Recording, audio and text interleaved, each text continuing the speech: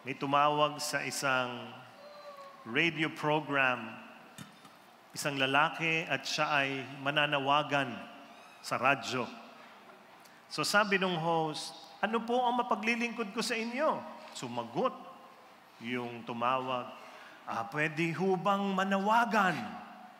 Manawagan. Okay. Sabi nung host, pwede naman po. Ilang taon na po ba kayo? Tinanong, ilang taon? Ang sagot nung tumawag, 92 years old.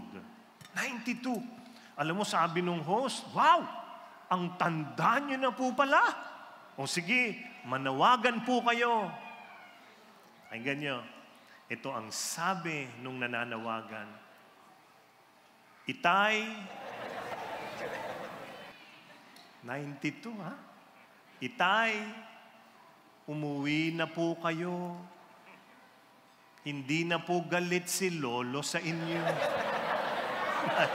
92, may tatay, may lolo pa. Ano ang pwedeng ituro sa atin ng mga matatanda? May matanda ba rito? Wala. Wala, di ba? No? What can older people teach us? There was a survey done. This was extensive. From different nations, different genders, different status in life. Nag-survey itong tao na to.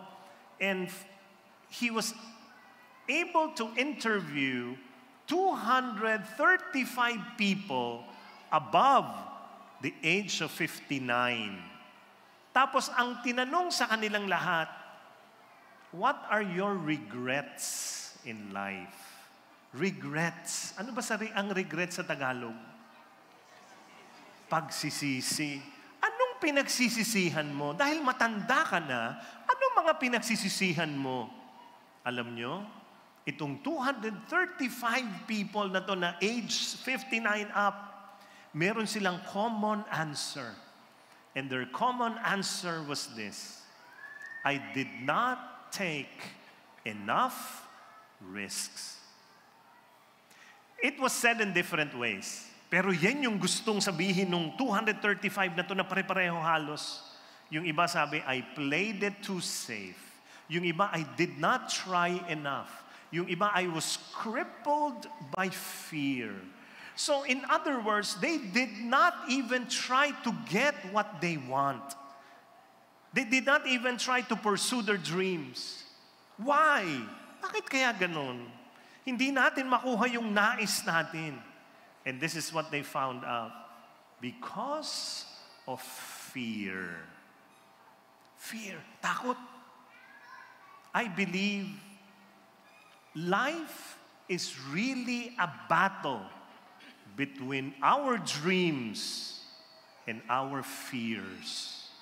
May laban, naglalaban ang ating pangarap at ang takot natin sa buhay. Naglalaban ito at ito ho ang pinaka-nakakalungkot. Many times, our fears win. Our fears win. My dear friends, you live in either two places. The first place is called comfort zone. Ito yung unang tinitirahan natin at pwedeng nandito ka pa rin hanggang ngayon sa comfort zone. So look at the platform. Ito po ang comfort zone. Ano ito? Yung komportable na ang buhay mo. Okay na ako. Pero tingnan nyo kung gaano kaliit ito. Itong platform na ito lang ay comfort zone mo ito. Ito yung okay na, no? Nakuha mo na yung pangarap mo, so okay na. No? Hindi ka na nangangarap ng iba, pwede na ito, no? And a lot of people live in their comfort zone. But here is the problem. All success, all dreams, they are not found here anymore. They are found outside the comfort zone. So taas lang po ng kamay. Sino sa inyo ang may mga pangarap sa buhay? Taas po ang kamay. Ayan, ayan. Pangarap sa buhay. Mga kaibigan, kung may pangarap ka, tingnan nyo ako, wala na ho yan dito sa comfort zone. Sabi niyo nga, comfort zone. Now, look at me. Let me give you a picture of comfort zone. Comfort zone is like a memorial park. Sino sa inyong bumisita sa Memorial Park mga ilang araw ngayon? Ayan. Yung mga hindi bumisita, sila ang bibisita sa iyo. Good luck. Tingnan yung Memorial Park. Wala kayong napansin?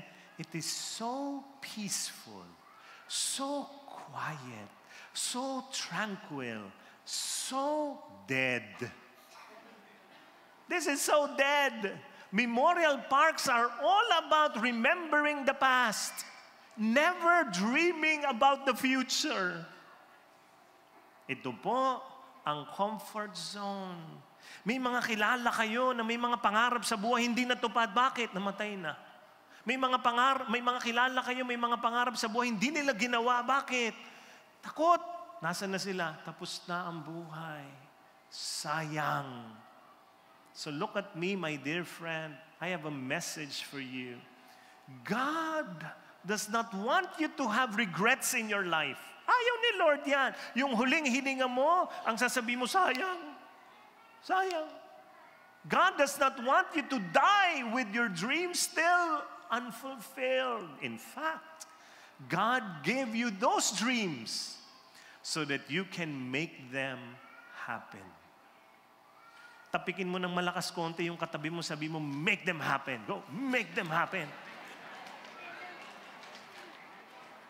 Today, you are here.